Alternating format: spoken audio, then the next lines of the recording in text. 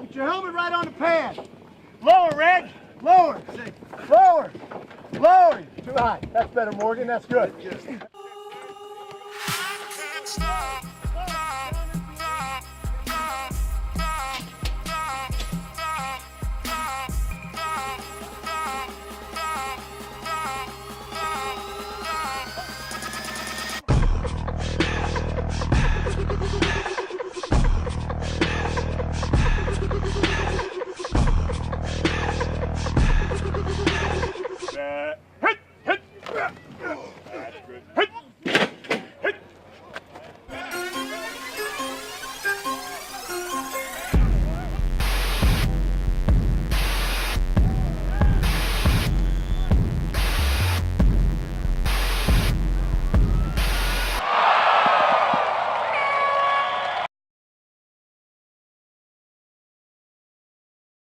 He's a typical high school basketball player who has a pretty good idea of what he can and can't do.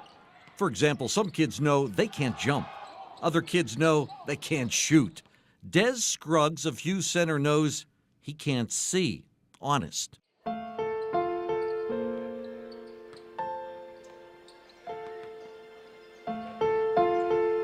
Well, it's called Leber's optic neuropathy, and they say it's hereditary, like it runs in the family, kind of. So what you and I see clearly, to Dez is just a blur. I can see you right now, but if you back up about 2 more feet, then I probably wouldn't be able to see your face. It's like a figure, like a blur, like a dot. When he was diagnosed in 8th grade, he was heartbroken because could he still play basketball? The doctor told me no, but I came here and Coach Wine was all for it. He said, sure, like, great kid, you can play, you work hard. Coach Wine gave me an opportunity in my life. Coach Wyant is Brian Wyant, who considered the ramifications of having a sightless player on his team. There wasn't anything that we saw that could harm him.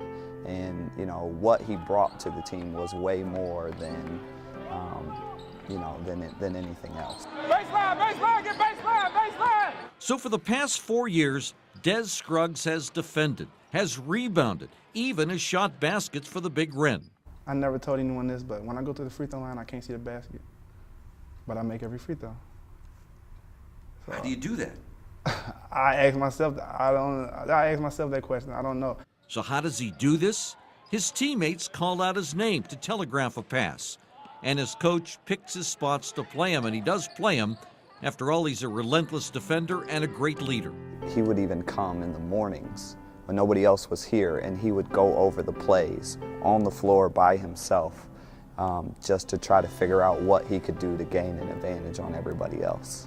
There's a good chance that fans, even opponents, haven't been aware of Dez's disability. That's fine with him, for now and for the future. I want to go to college for business management. I want to start my own business. For kids like me with vision problems, I want to teach kids like me how to play sports, because most kids, like, in my condition, may give up on their dream or stop playing sports, and I want to just motivate kids like me, like, that's not necessary. You can still be what you want to be.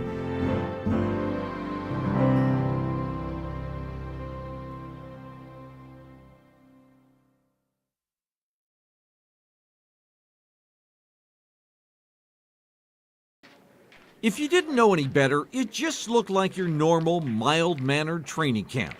The tedium of the exercise, the monotony of the drill, the happy beat of baseball.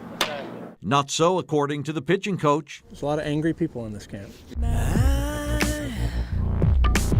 I can't get these memories out of my mind. Angry? You bet. It has nothing to do with how this season is starting. It has everything to do with how last season ended. It was kind of a shock. We came to the clubhouse the next day and it didn't feel right. Like, wait a second, no one was prepared. You don't want to think about it anymore, but it happened. It's in the past. Phillips to Kozart, back to Votto, and the Cincinnati Reds are National League Central Division champs. It happened to the Reds of 2012. Division champs, 97 wins. Let the good times roll and the champagne flow. Then on to San Francisco, where they took care of the Giants. We went over there and did the unthinkable. We beat them 2 games in San Francisco, came home. It was almost just a formality. But you know the rest of the story. The season ended at home with a major thud. 3 straight losses. It's why the word gut-wrenching was penned. It still bothers me, honestly. Maybe we got comfortable, or maybe because we knew we couldn't lose 3 games at home because we didn't do that all year. And then after that 3rd game we lost in a row, it was almost like disbelief, like how that didn't just really happen. It's still personal. Zach Cozart committed an error in the fateful 5th inning of Game 5. I made an error in that game, and everybody knows what that base is loaded. And not that it bothered me all off season, but it made me want to, work even harder to, because I know I can make that play. I've made it 1,000 times. Posey, deep left field. That is way back and a grand slam. It's still vivid. Buster Posey delivered the clinching grand slam. Joey Votto saw it replayed just the other day. And that still hurt. I could feel, I just remember how quiet and how stunned I was. 5 months later, the memory still haunts. The collapse still lingers, and the lesson is still evident.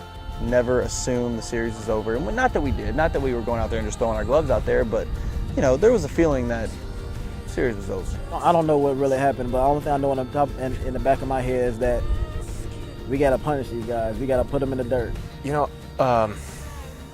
You can't learn to step on someone's throat and to finish them off until stuff like that happens. The biggest question as opening day approaches is what the Reds do with that disappointment, how they deal with that anger.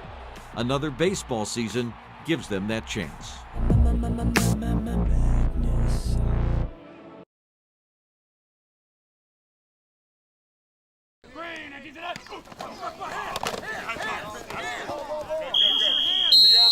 Work it, make it, do it, makes us older, better, faster, stronger. That don't kill me, can only make me stronger. I need you to hurry up now, cause I can't wait much longer. Man, I've been waiting all night now, that's how long I've been on ya. We'll be ready. Believe that.